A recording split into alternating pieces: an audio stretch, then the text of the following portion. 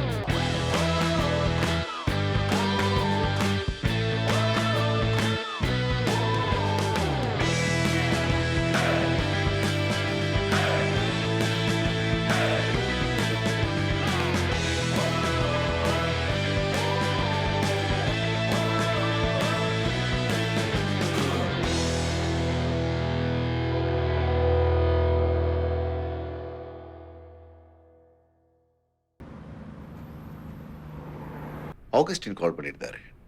அவரோட ஷிப்பிங் ஃபர்முக்கும் ஒரு Moroccan shipping கம்பெனிக்கும் இடையே ஒரு ஷிப்பிங் டீல் அக்ரிமெண்ட் டிராஃப்ட் செய்யணும்னு சொல்லியிருந்தாரு. அதுக்கு தேவையான அக்கௌண்ட்ஸ்லாம் நான் பார்த்துக்குவேன், என்னோட ப்ராப்ளம். கீதாட்ட சொல்லி மற்ற தேவையான இன்ஃபர்மேஷன்லாம் சேகரித்து அதை செய்ய சொல்லலான் இருக்கேன். இதுக்கு முன்னால் ஏற்கனவே ஒரு டிராஃப்ட் பண்ணியிருக்கோம். அதை கீதாட்ட கொடுத்து பிரசிடென்ட்ஸாக யூஸ் பண்ணி ஃபாலோ பண்ண சொல்லலான் இருக்கேன். வேலை சீக்கிரம் முடிச்சிடும் ராஜா. குட். துரை, காலையில் நான் ரகுட்ட பேசுகிறேன்.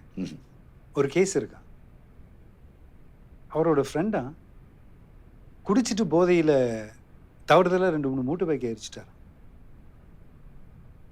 ரகுவோட க்ளோஸ் ஃப்ரெண்டுனால ஐ திங்க் நம்ம இந்த கேஸ் எடுத்து அக்யூஸை ரெப்ரசென்ட் பண்ணலாம்.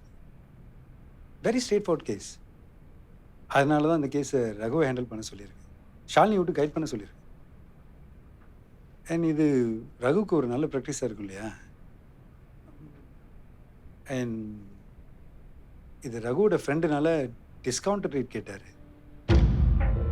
கிளைண்ட் வெல் டு டூ இல்லையா? அதனால நான் சரின்னு சொல்லுவேன். இந்த நாள் இனிய நாளாக இருக்கட்டும். நீயும் நானும் மாறவே இல்லை இல்லையா ராஜா? இந்த ஃபேம் ஆரம்பிக்கும் போது நாம என்ன பேசி யோசிச்சு முடிவு பண்ணி ஆரம்பிச்சோமோ அதே தான் இப்போ வரைக்கும் பண்ணிக்கிட்டே இருக்கும். சுத்தமா மாறவே இல்லை. பணம் கொடுக்கிற பெரிய பெரிய கேசஸா நான் தேடி போய் கொண்டு வரேன். டிஸ்கவுண்டட் ரேட், ப்ரோ போனோ, உதவி செய்யறேன்னு. நீயும் மாறல, நானும் மாறல. ஆனா நம்ம 2 பேருமே ஒருத்தர் மாத்திடலாம்னு நினைச்சோம்.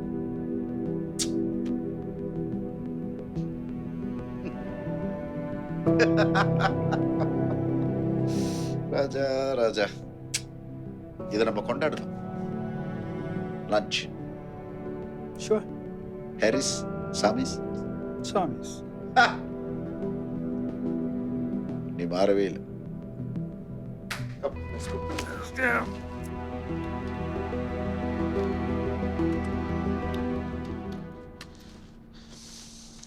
மிஸ்ஸஸ் கோமதி, நான்சி, ஹரி வந்ததும் எங்களை உடனே மீட்டிங் ரூம்ல மீட் பண்ண சொல்றீங்களா? இல்லைங்க, என்னோட ஹஸ்பண்ட் நீங்க மட்டும்தான் இந்த கேஸை ஹேண்டில் பண்ணணும்னு சொல்லிட்டாரு. வேற யாரும் வேணான்னு சொன்னாரு. இல்ல மிஸ்ஸஸ் கோமதி, இது லாயர் ஹரியோட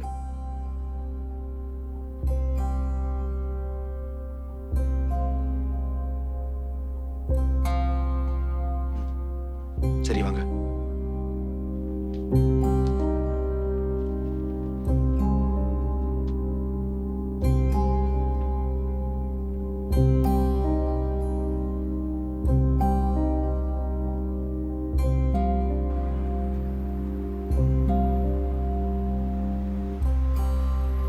நான் உன்னை ஃபோட்டோ காப்பி மட்டும்தானே எடுக்க சொன்னேன். யாரை கேட்டு ஆஃபிஷியல் டாக்குமெண்ட்ஸ்லேருந்து ஸ்டேபிள் பின்னை கலட்டி ஃபோட்டோ காப்பி எடுத்தீங்க? ஃபோட்டோ காப்பி தானே எடுக்க சொன்னேன். எல்லாத்தையும் கலட்டி எடுக்க சொன்னேனா? நான் எப்படி எல்லாத்தையும் ஒன்றா சேர்த்து கம்பைல் பண்ணி வச்சுருந்தேனோ அந்த மாதிரி இல்லையே. ஆமாம், சொல்கிறத கவனமாக காது கொடுத்து கேட்குறீங்களா? உன் கவனம் இங்கே இருக்கா இல்லை வேற எங்கேயாவது இருக்கா? ஓகே, வேலைக்கு வந்ததுக்கு பிறகு கவனம் எல்லாம் இங்கே தான் இருக்கணும். ஆஃபீஸ்க்கு வந்த உடனே எப்ப மறுபடியும் வீட்டுக்கு போகலாங்கிற எண்ணத்துல வேலை செஞ்சா இப்படித்தான் நடக்கும். வெங்காயம் வெங்காயம். எப்படி போ. நான் வாலெட்டையும் காடி சாவி எடுத்து வந்து. ஏன் நான் கட்ட மாட்டேன்னா? காடி நீ ஓட்ட போறியா?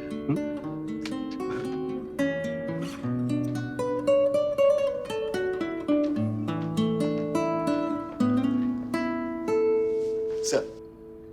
துரை, என்ன சார் எல்லாம் ஓகே? எங்க ஓகே? 180 பக்கம் அழகா 10 முறை சரி பார்த்து கரெக்டா வச்சிருந்தேன். இவனை வெறும் போட்டோ காப்பி தான் பண்ண சொன்னேன். நான் கம்பைல் பண்ணதெல்லாம் கலட்டி போட்டோ காப்பி பண்ணி மறுபடியும் ஸ்டேபிள் பண்ணி வச்சிருக்கான். ஒண்ணு கூட நான் செஞ்ச மாதிரி இல்லை. வெங்காயம் வெங்காயம். நான் மறுபடியும் வந்து அந்த 180 பக்கங்களையும் சரி பார்த்து என்னால் முடியாது. டோரே, உங்களுக்கு தெரிஞ்ச நல்ல லாயர்ஸ் ஏதாவது இருந்தால் சொல்லுங்க, என் கூட வேலை செய்ய. இந்த வெங்காயத்தெல்லாம் வச்சுக்கிட்டு கண்ணீர் தான். ஷுவர் சார், கண்டிப்பாக. நீங்கள் ரிலாக்ஸ் பண்ணுங்க சார். லஞ்ச் சாப்பிட்டீங்களா? எங்கே ரிலாக்ஸ் பண்ணுறது? நான் கொஞ்சம் தண்ணி குடிச்சிட்டு மறுபடியும் இங்கே வந்து அந்த 180 பக்கத்தை சரி பார்த்து ஸ்டேபிள் பண்ணணும்.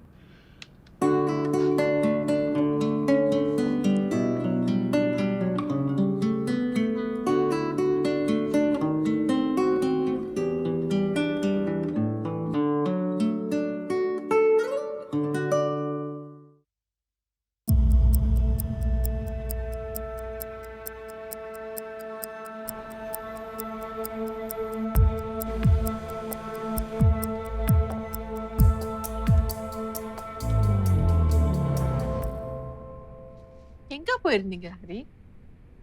இங்கதான் கீழே இன்சூரன்ஸ் ஏஜென்ட்டை பார்த்து சில டாக்குமெண்ட் சைன் பண்ண போனேன். ஓ, ஓகே. ஏன் என்னாச்சு? யாராவது தேடினாங்களா? மிஸ்டர் துரை, மிஸ்டர் ராஜா, எனிதிங்? இல்ல, ஒண்ணும் இல்ல. ஓகே. உங்களோட கிளையண்ட் அந்த மரண தண்டனை கைதி சக்தியா, அவங்களோட மனைவி வந்திருக்காங்க. ரகு கிட்ட அந்த கேஸை பத்தி பேசிட்டு இருக்காங்க.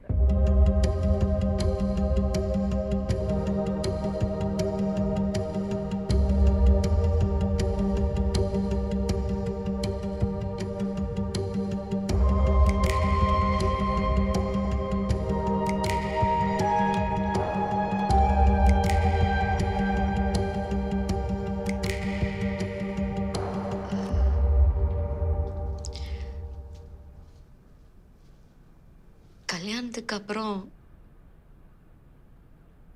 சக்தியா அவனோட பழைய போக்குலேருந்து வெளியே வரவே இல்லை.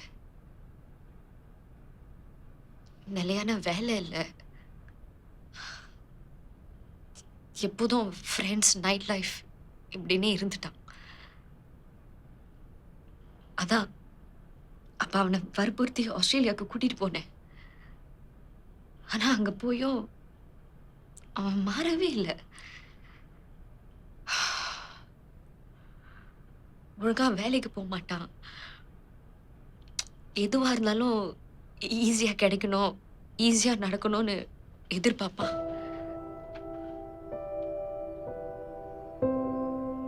எந்த வேலைக்கும் போகாம வெளியூர்ல நான் கஷ்டப்பட்டு சம்பாதிக்கிற பணத்தை வச்சு சந்தோஷமா காலத்தை கழிச்சான்.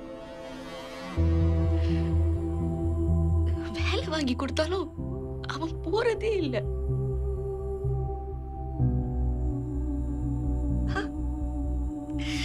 நான் எவ்வளவுதான் பொறுத்துக்க முடியும்? அதான் எப்போதும் எங்களுக்குள்ளார சண்டை பிரச்சனை.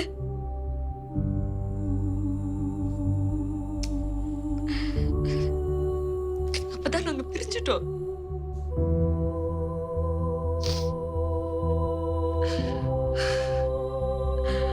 அதுக்கப்புறம் அவன் இங்க திடீர்னு வந்தது எனக்கே ரொம்ப ஆச்சரியமா இருந்தது.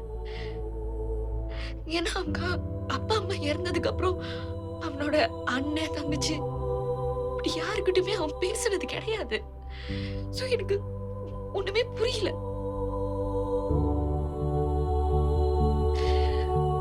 அப்பதான் அப்பதான் அவன் போனதுக்கு அப்புறம் தான்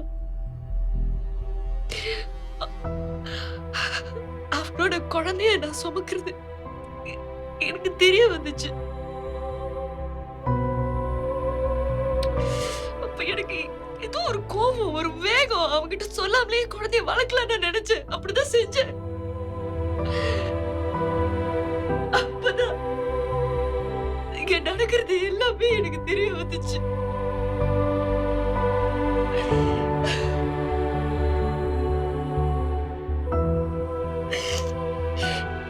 என்னோட என்னோட என்னோட குழந்தைக்கு ஒரு அப்பா வேணும்.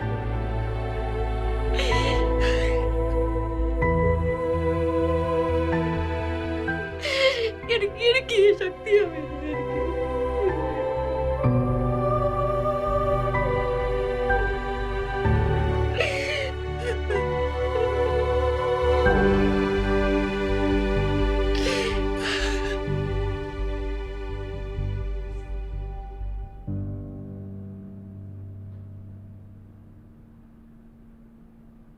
உங்களோட கிளையண்ட் அந்த மரண தண்டனை கைதி சக்தியா, அவங்களோட மனைவி வந்திருக்காங்க. ரகு கிட்ட அந்த கேஸை பத்தி பேசிட்டு இருக்காங்க.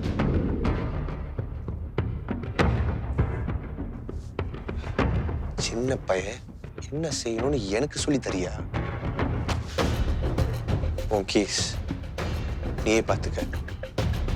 அவங்களோட மனைவி வந்திருக்காங்க. ரகு கிட்ட அந்த கேஸை பத்தி பேசிட்டு இருக்காங்க. அவங்களோட மனைவி வந்திருக்காங்க.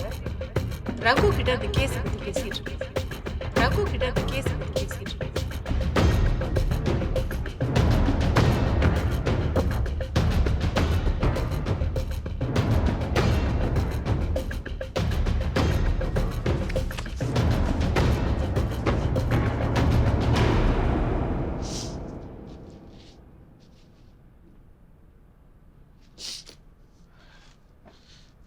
தண்ணி குடிங்க.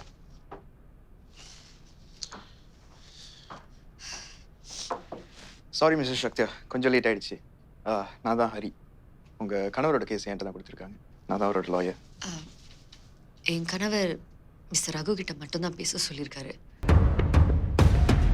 ஸோ நான் அவர் கூட தனியாக பேச ஆசைப்படுறேன். நீங்கள் கொஞ்சம்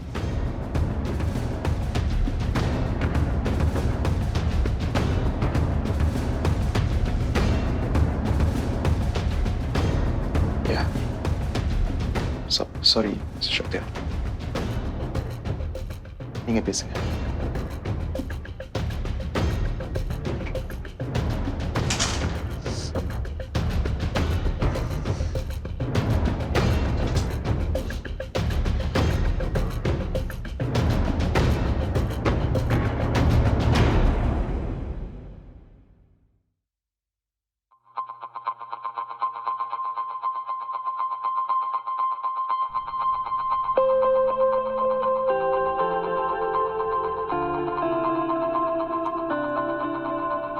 கணபதிக்கு நம்ம வயசு இருக்குமா? ம். அதுக்குள்ளேயும் தொந்தியும் தொப்பையும் ஆயிட்டான். தாத்தாவாயிட்டானே, அதனால தான். ஆக்சுவலி அவனுங்கெல்லாம் வயசுக்கு ஏற்ற மாதிரி தான் இருக்கானுங்க. நம்ம தான் இளமையாக நடிச்சுக்கிட்டு இருக்கோம்.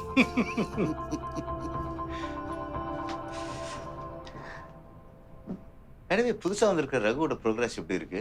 அவனுக்கு வேற என்னெல்லாம் கேஸ் அசைன் பண்ணலான்னு இருக்க? Is E settling in well? ம். நம்ம ஆரம்பத்தில் எப்படி இருந்தோமோ அப்படிதான் இருக்காரு அவரும். நிதானம் இல்லாத தடுமாற்றம். ஆனால் ஒரு வேலையை எப்படி அப்ரோச் பண்ணணும்னு நல்லா தெரிஞ்சு வச்சிருக்காரு. எல்லாத்தையும் கவனமாக யோசிச்சு தான் முடிவு எடுக்கிறார். திறமை இருக்கு. அப்போ இனிமேல் இதுதான் நம்ம ஃபேமுடைய புது பாலிசின்னு சொல்லு. முன்னாள் குற்றவாளிகளை வேலைக்கு சேர்த்துக்கிறது, அதை சொன்னேன். ரகுவை நமக்கு தெரிஞ்ச காமன் ஃப்ரெண்ட்ஸ் தான் ரெக்கமெண்ட் பண்ணாங்க. அது உனக்கு நல்லாவே தெரியும். இன்ஃபேக்ட் நீ ஒத்துக்கிட்டது பிறகு தான் அவரை நேர்முக தேர்வுக்கு வர சொன்னேன். நிச்சயமா அவர் நமக்கு பலம் தான். அதெல்லாம் இருக்கட்டும். ரகுவுடைய சம்பள டீட்டெயில்ஸை பார்த்தேன். மற்ற ஜூனியர் லாயர்ஸோட ரகுவுக்கு சம்பளம் அதிகமாகவே இருக்கு. ரகு மற்ற ஜூனியர்ஸை விட வயசுல மூத்தவர். அவருக்கு ஒரு டீனேஜ் பையன் இருக்கான்ப்பா.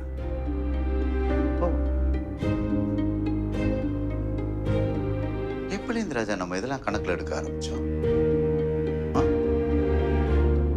வயசு, குடும்பம், பிரச்சனை. விடு விடு, இதை பற்றிலாம் யோசிச்சா அப்போ எனக்கு தான் பிரச்சனை, ப்ரெஷர்.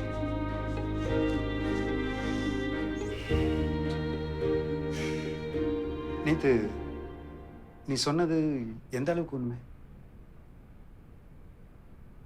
ஹரி அவர் வேலையெல்லாம் விட்டுட்டு ஏதோ பார்த்துட்டு இருக்காரு. அப்புறம் லாயர்ஸ் கிளைண்ட்லாம் கொண்டு வரேன்னு சொன்னீங்க, அது? அதெல்லாம் நான் நல்லா யோசிச்சு எடுத்த முடியும். மாத்திர நிற்காத. புதுசாக வந்த இன்டர்ன்ஸ் எல்லாம் சும்மா இருக்காங்க. திறமையான ஹரி அவர் வேலையெல்லாம் விட்டுட்டு அவங்க வேலையை செஞ்சுட்டு இருக்காரு. I just don't understand. எனக்கு புரியல ராஜா. எல்லாத்துலயும் நியாயமா இருக்கிற நீ உன்னோட டீம்னு வந்த மட்டும் ஏன் இவ்வளவு பாரபட்சம்? உண்மைதான் இல்லைன்னு சொல்ற ஏன் ராஜா இங்க?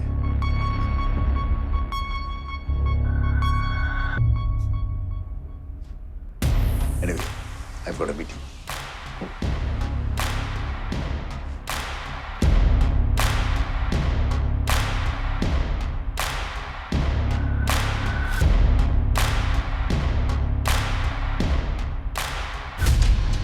நீங்க கவலைப்படாம கிளம்புங்க. எதுவா இருந்தாலும் நான் உங்களுக்கு அப்டேட் பண்றேன். மறுபடியும் சொல்றேன், இது ரொம்ப கஷ்டமான ஒரு கேஸ். என்னால எவ்வளவு முடியுமோ அவ்வளவு ஹெல்ப் பண்றேன். தேங்க்ஸ்.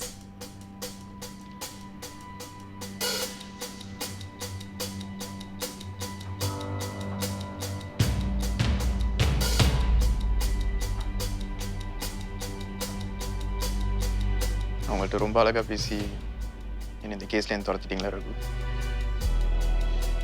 ஹரி, அந்த மாதிரிலாம் எதுவுமே இல்லை. என்ன பேசுறீங்க நீங்க? அவங்க திடீர்னு இங்க வந்து என்னை பார்க்கணும்னு சொன்னாங்க. நேன்சி கிட்ட சொல்லி உங்ககிட்ட சொல்ல சொன்னேனே. அப்பதான் நீங்க வேணாம், நான் மட்டும் தான் அந்த கேஸ் எடுத்து ஹேண்டில் பண்ணணும்னு சக்தியா சொன்னதா சொன்னாங்க. வேணும்னா நேன்சியை கிட்ட பாருங்க. அவங்க சொன்னப்ப நேன்சியும் கூட இருந்தாங்க. ஹரி, என்ன நம்புங்க ப்ளீஸ். இப்பவே நேன்சி கிட்ட போய் கேட்போம். அப்பதான் உங்களுக்கு உண்மை என்னன்னு தெரியும்.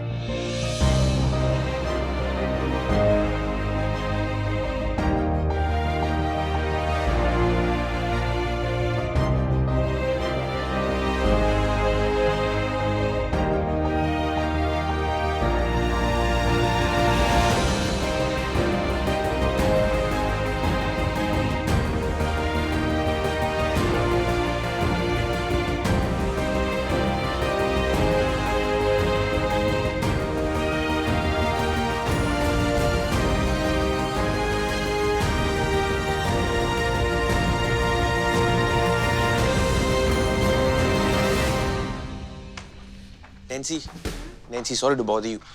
சக்தியோட ஒய்ஃப் கோமதி வந்திருந்தப்ப ஹரி வந்தாருன்னா இதை பற்றி அவர்கிட்ட உடனே சொன்னேன்னா இல்லையா? அண்ட் ஆல்சோ சக்தியா நான் மட்டும்தான் அந்த கேஸ் எடுத்து ஹேண்டில் பண்ணணும்னு சொன்னார் அப்படிங்கிறத கோமதி சொன்னாங்களா இல்லையா?